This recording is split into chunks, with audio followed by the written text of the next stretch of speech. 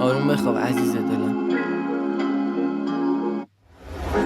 میتونی به زندگی برگردی حتی چند ماه دیگه، تا یاد بگیری اینو که نکنی گوخوری هرچی اشادیه.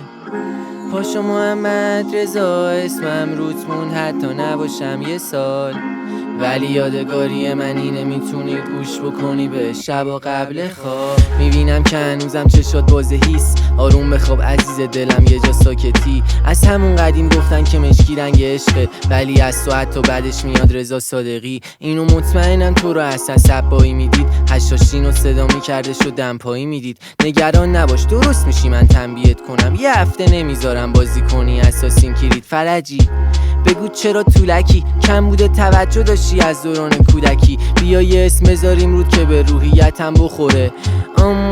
مثلا صورتی، سوتین پولکی، عروسک باربی، کارتونای دیزنیلند و لاک و برف شادی، اینا همشون برای توه عزیز دلم. ناز میشی وقتی خوابی. میتونی به زندگی برگردی حتی چند ماه دیگه، تا یاد بگیری اینو که نکنی گوخوری هرچی اشتادیه.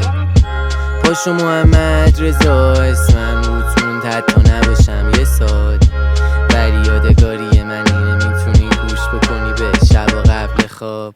یادت اومدی تو دایرکتم گفتی استعداد دارم و بهت گفتم عشقی، بعدش چند تا سوال پرسیدی و خواستی شمارم و ندادم، رفتی سراغم و نگرفتی، پیامو تو پاک کردی شروع کردی دشمنی، بعدم با پوتک تیم شدین که بکنین مفری تخممی، ولی بازم نخورد سرت به پانچا. الانم که همه صداد میزنن تالنت آشنا، چون استفاده کردی فلم منو موزیک ویدیو منو زدی، پسر جلو نرو پانچای منو اووردی. الانم تالنتمی دلیل میخوای بیا، همین چیزایی که کپی کردی و شمردم و پشت پا زدی وقتی دادی فوش مادری. فکر کردی اینطوری میشه یکی گنده باشه که اومدی گفتی مامانم مریضه کاریش نداری، ولی صورتی جون مامان تو که سالمه، ولی نترس من کاریش ندارم. سر سفره حلال بزرگ شدم لقمه پیچیدم، داشتی حق میرم بهم فوش مادری بدی، چون هیچ وقت پرستار نشدی بعد شیمی درمانی که تو صبح بیدار بمونی و کبوت زیر چشات مامان تپ بکنه و هی بره دیر بخواب. ولی عیبی نداره من مهربون تر از این حرفام، با بوسه بری تو این قضیه میشیم بی حساب.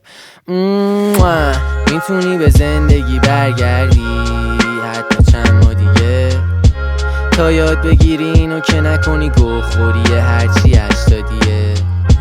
پاشو محمد رضا اسمم روت موند حتی نباشم